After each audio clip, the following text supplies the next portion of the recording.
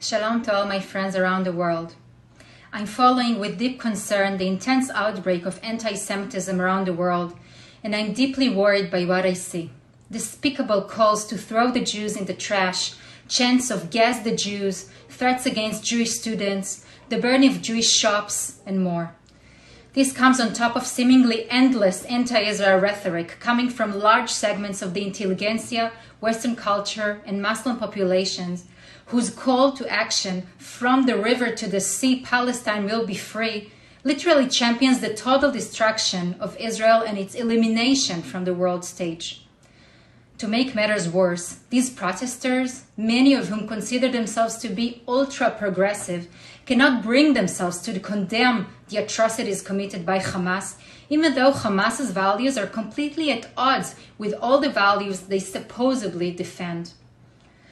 Israelis here thought for years that if the Palestinians will get a lot of money from Qatar and the rest of the world, if Israel won't respond to every rocket Hamas sends, if Israel will let people from Gaza to come and work here, their life will get better and they will have the interest not to be aggressive and start a war against us. But here in the Middle East, it doesn't work like that. And when a fundamental, vile terror organization is ruling and educating the whole current generation in Gaza, their priorities are different, and evil, bloodshed, and death prevails. And now everyone in Israel understands that. After this horrible punishment that we got, we understand that very well. And we also understand that if we want to survive here, we need to respond in a very painful way. But how is it possible that the Western world, which shares the same values as Israel, has become completely blind, twisted, and ignorant to the situation in Israel and the plight of the Jews around the world? I can't help notice the anti-Semitism inherent, the ruthless criticism of Israel in the aftermath of the attacks. And this calls me to ask again the never-ending question, why does anti-Semitism exist? And I will claim that besides it being a specific form of xenophobia, in its core it is deeply rooted within members of the monotheistic religions. Not all of them, of course.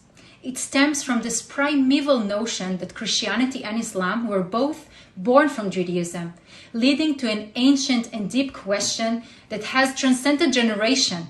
When it comes to religion, who has it right? Whose version of religion is correct?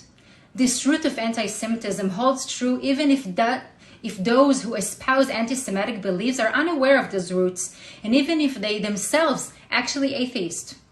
What is saddest about this divide is that the more you learn about the three Abrahamic religions, Christianity, Islam, and Judaism, and read their scriptures in depth, the more you realize how similar they are. They say the same things and believe in the same God. I guess it's just the way it is. Frictions and tension usually takes place in places where people are so similar. The ongoing war between Sunni Muslims and Shia Muslims is just one example. So there's a battle under the surface over who owns the most correct version of God's will.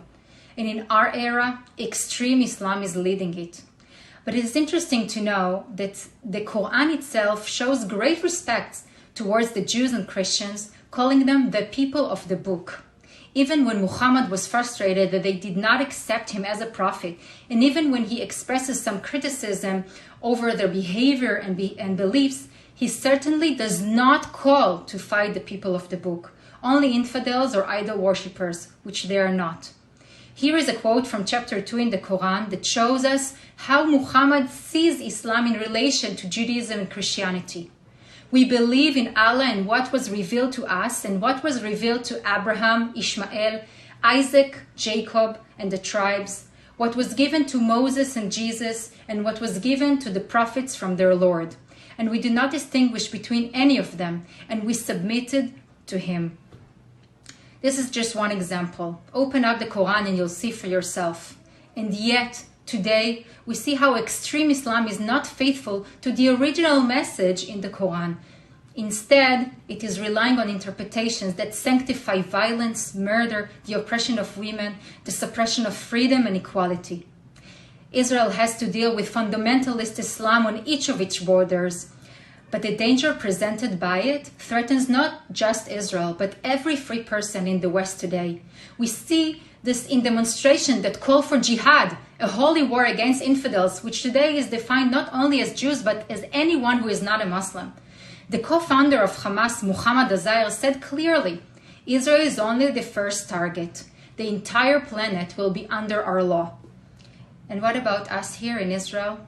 We will continue to aspire to the morality of the prophets from the eternal Bible, because not only is God watching us and testing us, but so is the entire world as we navigate these dark times. But we know, in the end, that light shall prevail.